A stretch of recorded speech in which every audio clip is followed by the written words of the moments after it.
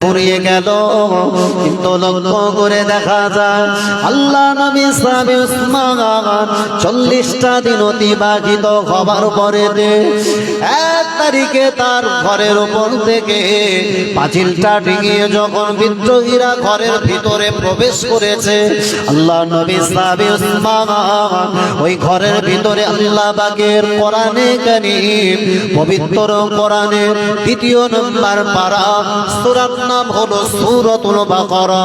আল্লাহ পাকের ওই কোরআনের 138 নম্বর আয়াত তেলাওয়াত করছিলেন। আরে লক্ষ্য করে দেখা যায় হযরতে উসমান গনি রাদিয়াল্লাহু আনহু আর তার গর্দান বরাবর একটা ছুরি দ্বারা যখন আঘাত করলেন, আল্লাহ নবী সাহাবী হযরতে উসমান ফারুক রাদিয়াল্লাহু আনহু যখন তার মাথাটা আঘাতটাকে বাবা সামলানোর জন্য বিবি নাইলা যখন নিজের হাতটা বাড়িয়ে দিলেন, বিবি নাইলার হাতের আঙুলগুলো কর্তন হয়ে গেল। আল্লাহর কোরআনের উপরে এবার ফিনকি দিয়ে রক্ত গড়িয়ে গড়িয়ে গড়িয়ে গড়িয়ে আল্লাহর কোরআন রক্তাক্ত হয়ে যেতে থাকে। আর আল্লাহ নবী সাহাবী উসমান রাদিয়াল্লাহু আনহু বলেছিলেন, ও মক্কা মদিনা মানুষেরা, উসমানকে মারার জন্য, উসমানকে শহীদ করে দেবার জন্য তোমরা এতটাই তৌতস্ত হয়ে গেছো, একটা বার কি বলো? আমার আল্লাহ নবী, বিশ্ব নবী আমার, তিনি তার পাক জবানে বলেছিলেন, আল্লাহ নবী পাক জবানে বললেন, আবু বকর ফিল জান্নাহ ওয়া উমর ফিল জান্নাহ ওয়া উসমান ফিল জান্নাহ। আল্লাহ নবী বলেছিলেন, বাবা সাহাবীরা, আমি আল্লাহ নবী জানিয়ে দিলাম, আবু বকর হলো আল্লাহ দয়াল জান্নাতি মানুষ, হযরতে ওমর ফারুক রাদিয়াল্লাহু আনহু উনি একজন জান্নাতি বান্দা। 2 নম্বর সাহাবা হযরতে উসমান গনি রাদিয়াল্লাহু আনহু তিনি একজন জান্নাতি বান্দা। এই জান্নাতি বান্দাটাকে মেরে ফেলে দেওয়ার জন্য এতটা উদ্যত হলো। ও আমার নবী সাহাবীরা, আমি উসমান জানিয়ে দিলাম, আল্লাহ নবী আমার সম্পর্কে একটা উপাধি দিয়েছিলেন। আল্লাহ নবী আমাকে বলেছিলেন, আমার সাহাবী উসমান 2টো জ্যোতির অধিকারী। জোরে বলে, চিল্লে হবে না, নারে তাকবীর। সেই উসমানকে মারার জন্য আজকে তোমরা এতটা উঠে পড়ে লেগেছো। উসমানের বিরুদ্ধে তোমাদের যদি অভিযোগ থাকে তা উসমানের সঙ্গে আলোচনায় বসতে পারো, তবে আমার জীবন নিয়ে তোমাদের কি লাভ হতে পারে? এক পর্যায়ে 40 দিন ঘরটাকে অবরুদ্ধ করে রাখবার পরে হযরতে উসমানকে তারা এক পর্যায়ে শহীদ পর্যন্ত করে। এবার ইসলাম জাহানের খলিফা হলেন হযরতে আলী। তার জীবদ্দশায় অনেক, তার সাম্রাজ্যের অনেক সমসাময়িক সময়ের সমস্যা যখন আসলো, এক পর্যায়ে হযরতে আলীকেও শহীদ করল। যেখানে সমস্যা তৈরি হলো, প্রিয় ভাইয়েরা, আলীর ইন্তেকাল বরণ করার পরে ইসলামী সাম্রাজ্যে একদিকে দামেস্ক, অপরদিকে ছিল কুফা। 2 প্রদেশের মানুষেরা, দামেস্কের মানুষেরা হযরতে আমিরে মুআবিয়া রাদিয়াল্লাহু আনহুকে তৎকালীন সময়ের খলিফা হিসাবে তারা মনোনীত করলেন। জায়গাটার নাম কি বললাম? দামেস্ক। আর অপরদিকে কুফার মানুষেরা আলীর ওয়াফাতের পরে হযরত হাসান রাদিয়াল্লাহু আনহুকে তারা খলিফা পদে মেনে নিলেন। তাহলে মুসলিম সাম্রাজ্য হলো একটা, কটা? একটা। আর যারা মেনেছেন একই সময়ে হযরত ইমাম হাসান, অপরদিকে হযরত আমিরে মুআবিয়া, 2 প্রদেশের মানুষ, তারা দুজনকে খলিফা মেনেছেন। একই সাম্রাজ্যের খলিফা হলো কটা? জবান ছেড়ে বলো না। 2টো। আচ্ছা, একটা স্কুল যদি হয় হেডমাস্টার কটা থাকা উচিত? একটা। যদি 2টো হয় ইগোর ফিকশন তৈরি হবে কি হবে? তাই হযরত হাসান রাদিয়াল্লাহু আনহু চিন্তা করলেন, একই মুসলিম রাষ্ট্র, 2টো পুত্র যদি রাষ্ট্রনেতা হয়, সেক্ষেত্রে তো একটা মুসলিম সাম্রাজ্যের একটা বিবাদ তৈরি হবে, সমাধানের দরকার আছে। আল্লাহ নবী সাহাবী হযরত হাসান রাদিয়াল্লাহু আনহু গুটি গুটি গুটি গুটি পাগে একদিন হযরত আমিরে মুআবিয়ার কাছে চলে এসে হযরত আমিরে মুআবিয়ার নিকটে আসবার পরে হযরত আমিরে মুআবিয়াকে সালাম দিলে আমিরে মুআবিয়া যখন আল্লাহ নবীর নওয়াসা হযরত ইমামে হুসাইন হযরত ইমামে হাসানকে লক্ষ্য করে দেখলেন, নিজের জায়গাটা থেকে ছেড়ে দিয়ে হযরত হাসানের ইজ্জতে তাজিমে দাঁড়িয়ে গেল। আল্লাহ নবীর নওয়াসা হাসান রাদিয়াল্লাহু আনহু ওই সময় বললেন, ও আল্লাহ পাকের নবী সাহাবা হযরত আমিরে মুআবিয়া, আমি আপনার কাছে এসেছি গো, আমি আপনার সঙ্গে একটা সন্ধি করতে চাই। একটা কান্ট্রিতে দুটো কখনো খলিফা হতে পারে না, তাই আমি আপনার হাতে হাত দিয়ে বায়াত গ্রহণ করে আপনাকে খলিফা নির্বাচন করতে চাই। জোরে বলে খেলাফতিত্বর বিন্দুমাত্র আসক্তি, ভালোবাসা বা এই চেয়ার বা গদির টান হযরত হাসানের বিন্দুমাত্র ছিল না। হাসান তাই এসে বললেন, আপনি এই জায়গাতে বসেন, আমি আপনার হাতে বায়াত গ্রহণ করে আমি আপনাকে খলিফা হিসাবে মেনে নিতে চাই। হযরত আমিরে মুআবিয়া সেদিন বললেন, আপনি আমাকে লজ্জিত করবেন না। কেন? হযরত আমিরে মুআবিয়া বলেছিলেন, হে হাসান, পৃথিবীর জমিনে তোমার ইজ্জত, তোমার সম্মান আমার থেকে অনেক গুণে বেশি।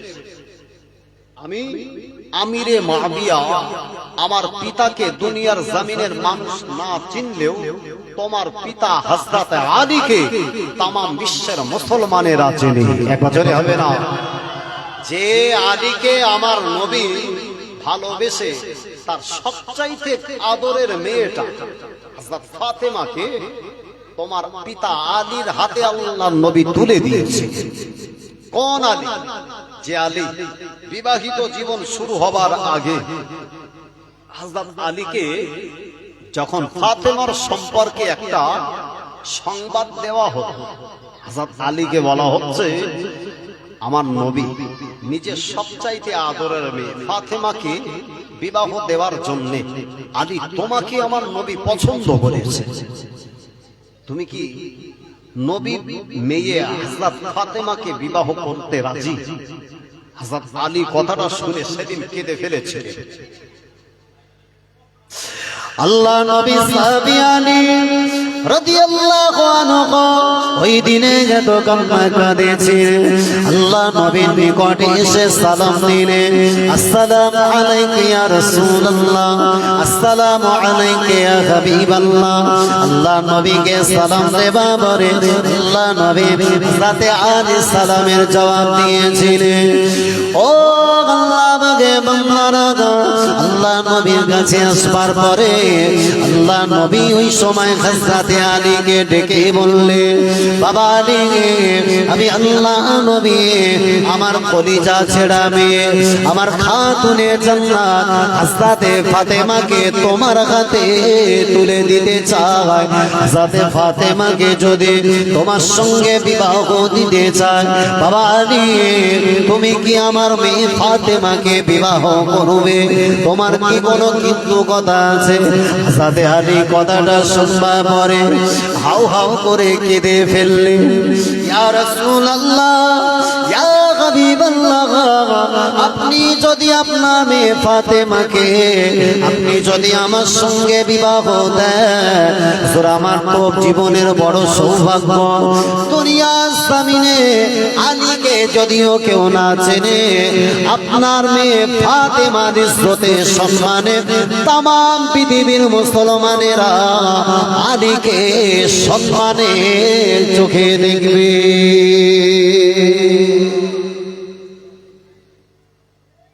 আল্লাহ নবী সাহাবীরা বিশ্ব নবীকে বলেছিলেন, ইয়া রাসূলুল্লাহ, আলীকে তো আপনি জামাই হিসাবে পছন্দ করলেন, যে আলীর হাতে আপনি তুলে দেবেন, আলী তো সহায় সম্পদহীন, তেমন টাকা পয়সা অর্থের মালিক তো হযরত আলী। একজন এরকম দুস্থ খুবই গরিব হালাতে জীবন যাপন করা আলীর হাতে আপনি তুলে দেবেন।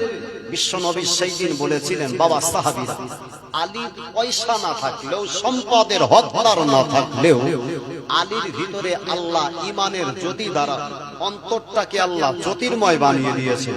যদি হবে না, সম্পদ আর দুনিয়ার টাকা পয়সার থেকে একজন ইমানদারের কলবকে আমি মোহাম্মদ সবচাইতে বেশি পছন্দ করি। একবার জোরে বলেন। আজকে বর্তমান সময়ের যে সমস্ত বিবাহ বন্ধন গুলো হয়, উচিত যদি বিয়ের জন্য একটা উপযুক্ত পাত্র কোন বাড়ির মেয়ের বাপ দেখে, ফার্স্ট পজিশনে উচিত সহায় সম্পত্তি সহ উচিত কি কাজ করে, এর প্রতি সবচাইতে অ্যাট্রাকশন বা কম থাকে না বেশি থাকে।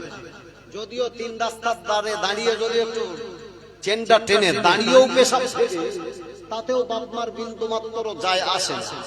5 ওয়াক্ত নামাজ পড়ো আর না পড়ো কচি হতে অসুবিধে, তবে 2-4 কাঠা 2-10 বিঘে জমির মালিক টালিক হলি আলহামদুলিল্লাহ কচি ঠিকঠাক আছে। আর হযরত আলীর ব্যাপারে বিশ্ব নবী যেটা চয়েস করলেন, ঈমানী তাকওয়া, পরেশগারিতা, তার ঈমানী দীপ্ত, তার জ্যোতির্ময় ঈমান দেখে আল্লাহর নবী তাকে নিজের উপযুক্ত মেয়েটাকে তার জামাইয়ের উপযুক্ত মনে করেছিলেন। এক বছরে বলো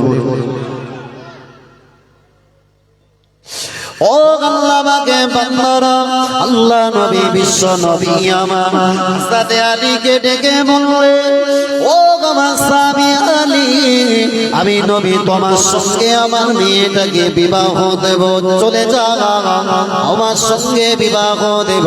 বাবা আলী, তুমি এবারে বিবাহের জন্য সরঞ্জাম তৈরি করো। আল্লাহ নবী সাহাবী হযরত আলী বললে, ইয়া রাসূলুল্লাহ, ইয়া হাবিবাল্লাহ, বিবাহ করব গো, তেমন কিছু টাকা পয়সা আমার কাছে মজুদ নাই। আল্লাহ নবী বললেন, বাবারি, তোমার কাছে যে সামানটা আছে, ওই সামানটা বিক্রি করে কিছু সামানপত্র জোগাড় করো, পাশাপাশি আমার মেয়েটার সঙ্গে বিবাহ হলে তাকে উপযুক্ত একটা দেনমোহর তোমাকে দিতে হবে। একটা ছেলের সঙ্গে মেয়ের বিবাহ হলে দেনমোহরের প্রচলন সমাজে আছে না নাই? যে প্রচলন বর্তমান সময়ে আজও আমাদের আছে, কিন্তু বিবাহ করার সময় বিয়ের দেনমোহর হিসাবে বলা হয় কত? 1 লাখ বাদ। এখন যে খাতা কলম লেগে ওর তো মাথায় হাত, 1 লাখ টাকা দেনমোহর দেবে। তার মানে ও যখন বলতেস খোকা ঠিকঠাক বলতেস তো 1 লাখ টাকার কথা বলস, কিন্তু বলতে তোমার লিখতে বলিস লেখো না, খাটিয়ায় টান টান হব, তারপরে তো কানের ধারে ইমাম সাহেব সিকিউরিটি গার্ডম্যানের মতো গিয়ে একবার বলবে যে আল্লাহর রাস্তে মাফ করে দিলাম, ওই ক্যাটাগরিতে মাফ হবে, অন্যথায় হবে না। 70 বছর ধরে ঘর সংসার করব, জমি চাষ করব, জমির ফসল পত্র সবকিছুই খাবো, কিন্তু টান টান যতদিন না হব ততদিন পর্যন্ত মাফ হবে না। এই রকম ছেঁচড়া কোয়ালিটির মুসলমান সমাজে বা কম আছে না বেশি আছে? আর রাসূল বললেন, বিয়ে করতে গেলে আগে সর্বপ্রথম ওই দেনমোহরটা আগে পূরণ করো। নবী সাহাবী আলী বলছেন, ইয়া রাসূলুল্লাহ, তেমন তো কিছু নাই। সম্পদ বলতে আমার কাছে দুটো জিনিস আছে, একটা আমার ব্যবহার করা তলোয়ার, অপরটা একটা আছে, সেটা হচ্ছে আমার যুদ্ধে ব্যবহার করা ঢাল। নবী বললেন, ওই ঢাল এবং তলোয়ারের ভিতর থেকে যে কোনো একটা মদিনার বাজারে যদি বিক্রি করতে পারো, বিনিময়ে কিছু অর্থ পাবে, ওটা দিয়ে তোমার বিয়ের সামানপত্র অন্তত জোগাড় করো।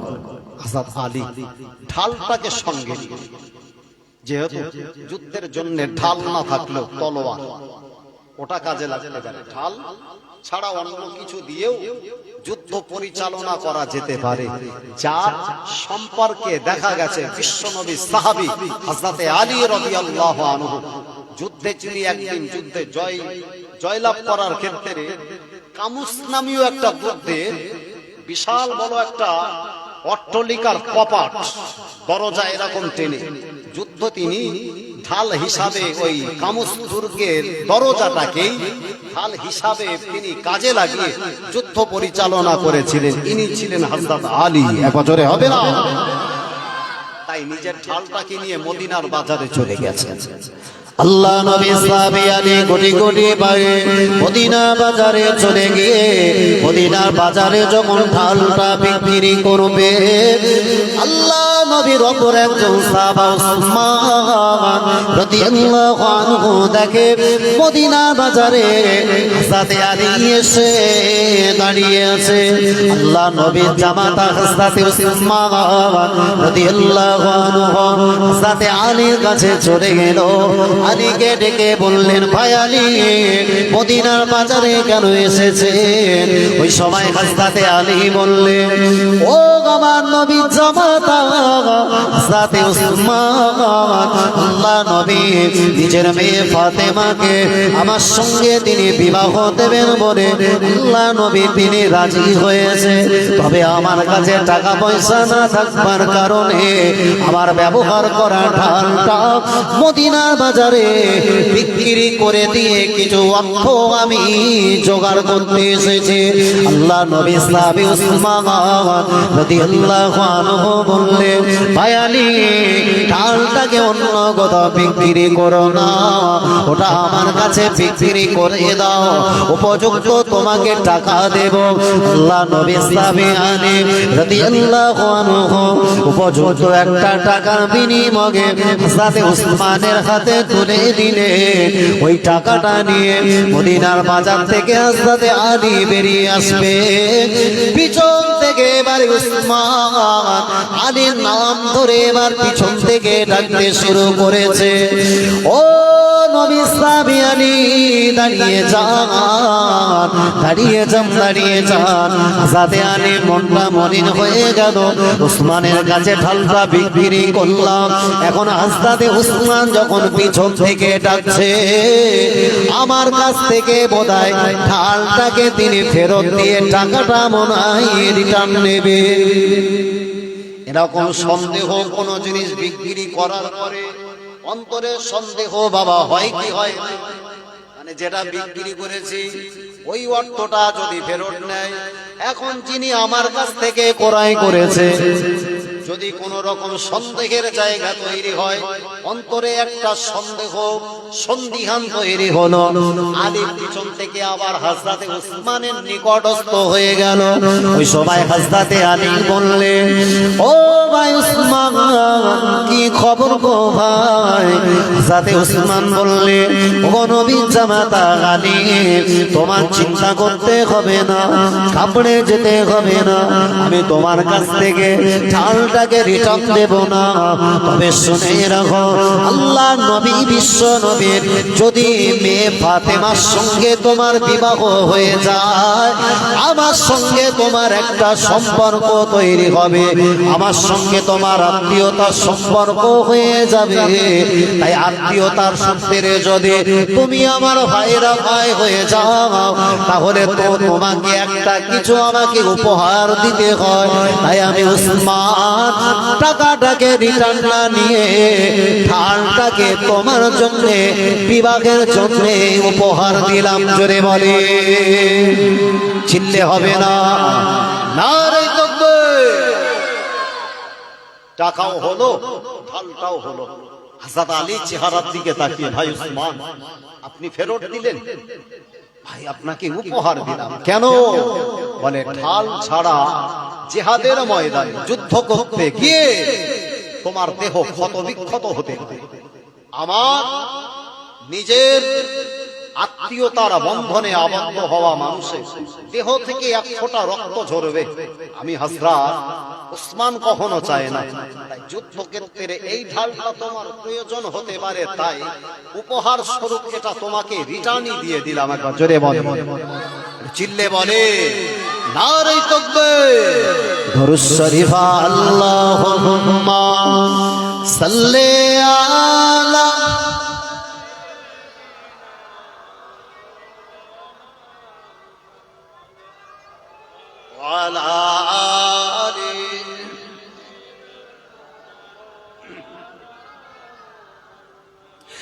फलक पर चाँद जैसा है, नबी का नाम ऐसा है, दिलों से गम मिटाता है, नबी का नाम ऐसा है। जोरे बोलুন সুবহানাল্লাহ, আরো জবান ছেড়ে হবে সুবহানাল্লাহ। फलक पर चाँद जैसा है, नबी का नाम ऐसा है, दिलों से गम मिटाता है, नबी का नाम ऐसा है। ए दिल जब गम का मारा हो, मोहम्मद याद आते हैं। ए दिल जब गम का मारा हो, मोहम्मद याद आते हैं। जुदा जब कोई प्यारा हो, मोहम्मद याद आते हैं। जुरे হবে না সুবহানাল্লাহ, আরো জবান ছেড়ে হয় না। নারে তাকবীর, नारे तकबीर। फलक पर चाँद जैसा है, नबी का नाम ऐसा है, दिलों से गम मिटाता है, नबी का नाम ऐसा है। या अल्लाहुम्मा सल्ले अला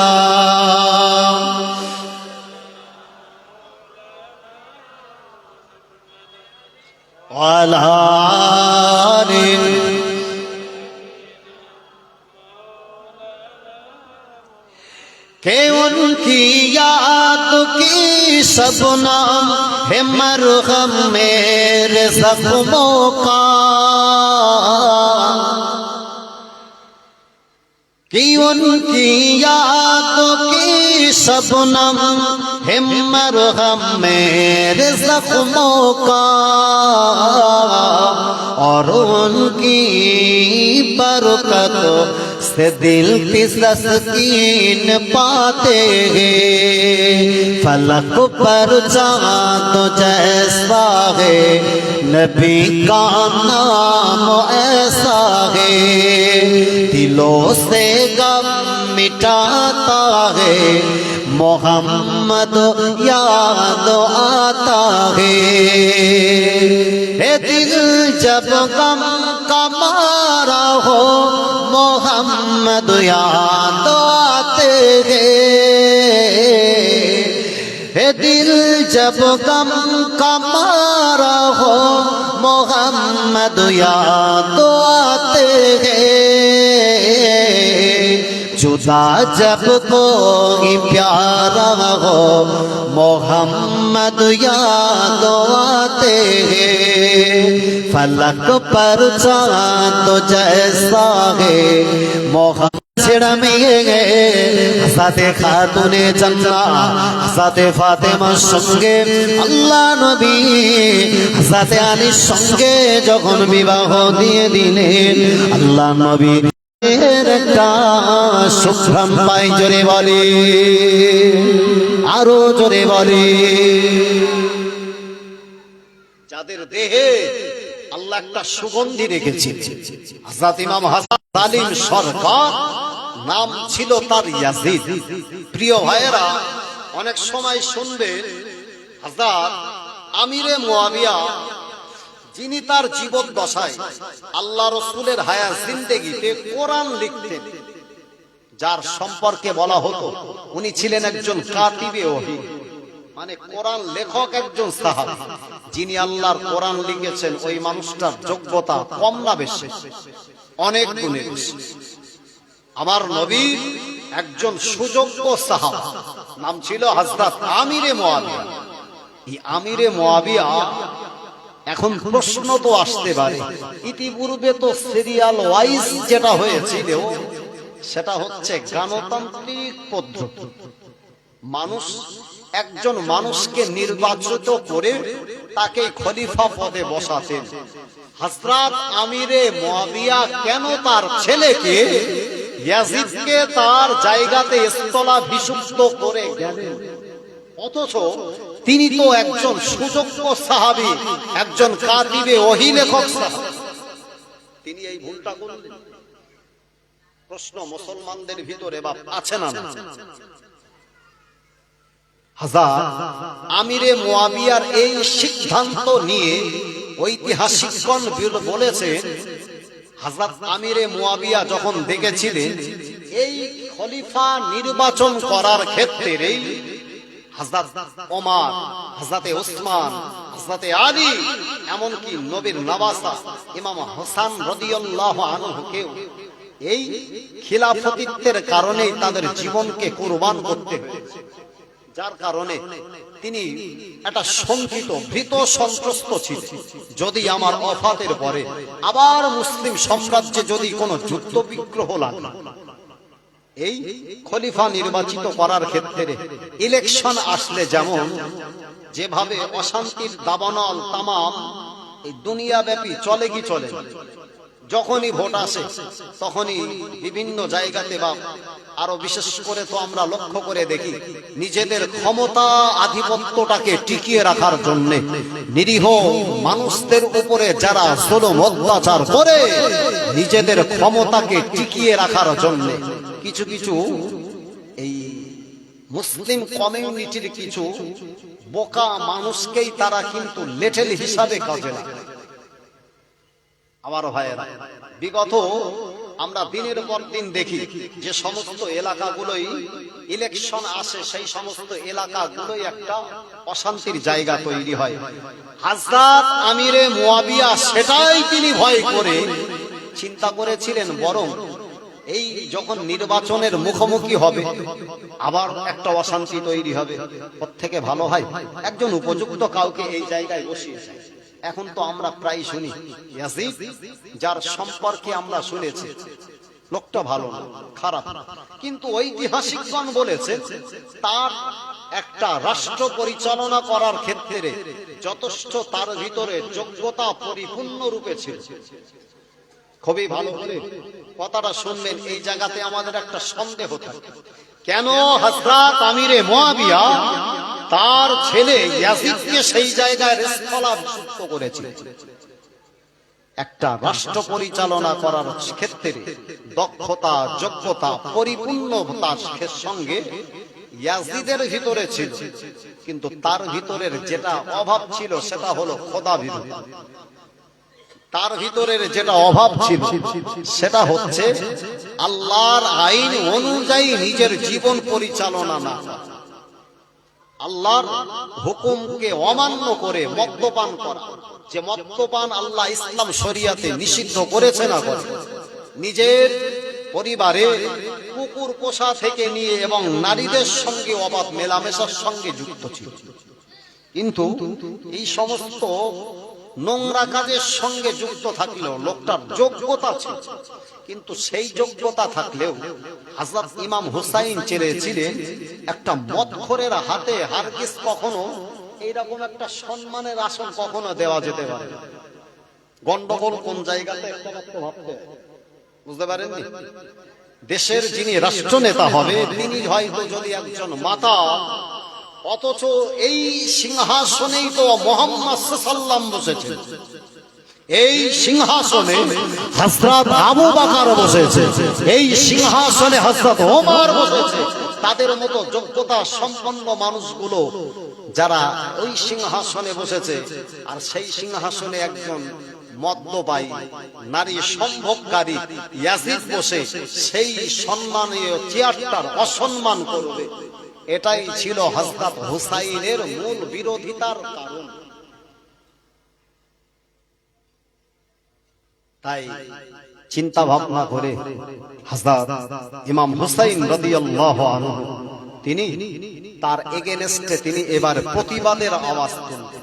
রাসূল বলেছেন পৃথিবীর জমিনে সর্বাত্মক ভালো মানুষ সে যে অন্যায়ের বিরুদ্ধে কথা বলে, যে মানুষটা একজন অত্যাচারী শাসকের বিরুদ্ধে দাঁড়িয়ে মুক্ত কণ্ঠে প্রতিবাদী ভাষায় কথা বলতে পারে, ওই মানুষটাই আল্লাহর কাছে একজন পছন্দনীয় ব্যক্তি হিসাবে পরিচিতি পায়। এক বছরে বলে আল্লাহ রসুলের জাবানিতে উল্লেখ, আফদালুল জিহাদ, শ্রেষ্ঠ জিহাদের কাজ করলো সে যে প্রতিবাদী আওয়াজ ইমাম হুসাইন দেখিয়ে গেছে। অত্যাচারী শাসক তার বিরুদ্ধে মুখ বন্ধ করে থাকলে ওটা শয়তানের নামান্তর হবে। আজও পৃথিবীর বুকে গোটা বিশ্বব্যাপী যতগুলো নেতা মন্ত্রীদেরকে আমরা লক্ষ্য করে দেখি, এই ভারতবর্ষের বুকে সবচাইতে একটা পছন্দনীয় মানুষ তথা যুব সমাজের একটা রোল মডেল হিসাবে যার রাজনৈতিক দিকগুলো আমরা লক্ষ্য করে দেখলে দেখতে পাই, যার ভিতরে দুর্নীতি নেই, যার ভিতরে একটা আদর্শ গঠন আছে, যার ভাষার একটা সুন্দর একটা ভাষা, আপনার সাংগঠনিক তার একটা সুন্দর ভাষা, যার ভাষা শুনলে মানুষ অনুপ্রাণিত হয়। আমার ভারতবর্ষের বুকে একজন স্বাধীনতা সংগ্রামী হিসাবে ফুরফুরা শরীফের পীর মুজাদ্দিদে জামান দাদা পীর কেবলা রহমাতুল্লাহ আলাইহি, যার চতুর্থ প্রজন্ম বর্তমান যুবকদের এই ভারতবর্ষের তথা পশ্চিম বাংলার বুকে কোটি কোটি যুবকদের আইকন হিসাবে চিনি। ফুরফুরার পীর মুজাদ্দিদে জামান দাদা হুজুর পীর কেবলা রহমাতুল্লাহ আলাইহির চতুর্থ প্রজন্মের একজন শ্রেষ্ঠ নায়ক, নাম হচ্ছে তার পীরজাদা নওশাদ সিদ্দিকী। চেনেন না? আহা, একজন উপযুক্ত লিডার, একজন উপযুক্ত নেতা। মানুষটাকে দেখলে তার মুখের ভাষা, চারিত্রিক গঠন, কথাবার্তা, বেশভূষা, তার সুন্দর ব্যবহার, এমনকি তার দলীয় ব্যাপার, মানুষ দেখলেই তাকে ভালোবাসার চোখে দেখে। এটাই তো একটা ভালো মানুষের পরিচিতি। বাবা যায় কি যায় না, আমার সঙ্গে মতবিরোধ মতপার্থক্য থাকতে পারে, প্রিয় ভাইয়েরা, একজন আদর্শ লিডার যার জাবানের মুখের আওয়াজ শুনলে মানুষ পছন্দনীয় বলে মনে করে।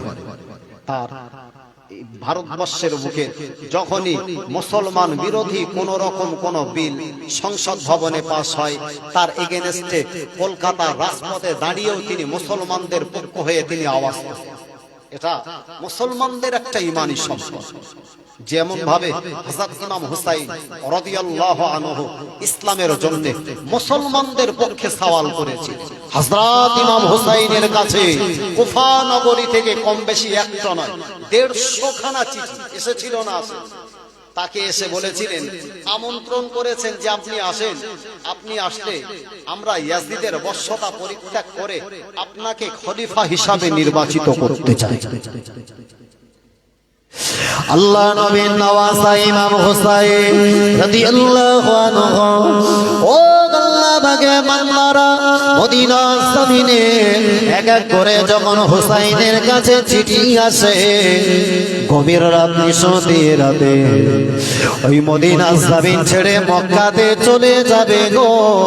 ওই মক্কা জমিনে যাবার আগে হযরত ইমাম হুসাইন রাদিয়াল্লাহু আনহু গভীর রাত নিশতি রাতে আমার নবীর সবুজ গম্বুজের সম্মুখে দাঁড়িয়ে আল্লাহ নবীকে উদ্দেশ্য করে সালাম দিলেন, আসসালামু আলাইকা ইয়া রাসূলুল্লাহ, আসসালামু আলাইকা ইয়া হাবিবাল্লাহ, আসসালামু আলাইকা ইয়া খায়রে খালকিল্লাহ, আসসালামু আলাইকা ইয়া শাফিয়াল মুজনাবিন, আসসালামু আলাইকা ইয়া রাহমাতাল লিল আলামিন। আল্লাহ নবীকে সালাম দেওয়ার পরে আল্লাহ নবী বিশ্ব নবী সবুজ গম্বুজের ভিতর থেকে হযরত ইমাম হুসাইন রাদিয়াল্লাহু আনহুকে সালামের জবাব খানা দিয়েছিলেন। জোরে বলে আল্লাহ নবীকে সালাম দেওয়ার পরে আল্লাহ নবী সালামের জবাব দিলেন। আল্লাহ নবী সালামের জবাব দেওয়ার পরে হযরত ইমাম হুসাইন ওই জায়গাতে রাতের বেলায় একটু তন্দ্রাচ্ছন্ন হয়ে গেল। তকবীর দেন, নারে তাকবীর, জবান ছেড়ে হবে নারে তাকবীর। সুযোগ্য আওলা হুজুরকে আমরা পেয়েছি, তিনি আমাদের স্টেজে এসেছেন। আল্লাহ পাক আমাদেরকে যা শোনালেন শোনার চাইতে বেশি বেশি আমল করার তৌফিক দেন। সকলে বলেন আল্লাহুম্মা আমিন। এই মুহূর্তে ভাইজানকে একটি ব্যাজ এবং একটি নমাল পরিয়ে এলাকার সম্মানীয় অতিথি আলেমেরা হুজুরকে বরণ করলেন। তাকবীর দেন, নারে তাকবীর। জবান ছেড়ে হবে না, নারে তাকবীর, নারে তাকবীর। সিলসিলায়ে হক ফুরফুরা শরীফ, সিলসিলায়ে হক ফুরফুরা শরীফ, আওলাদে মুজাদ্দিদে জামান, আওলাদে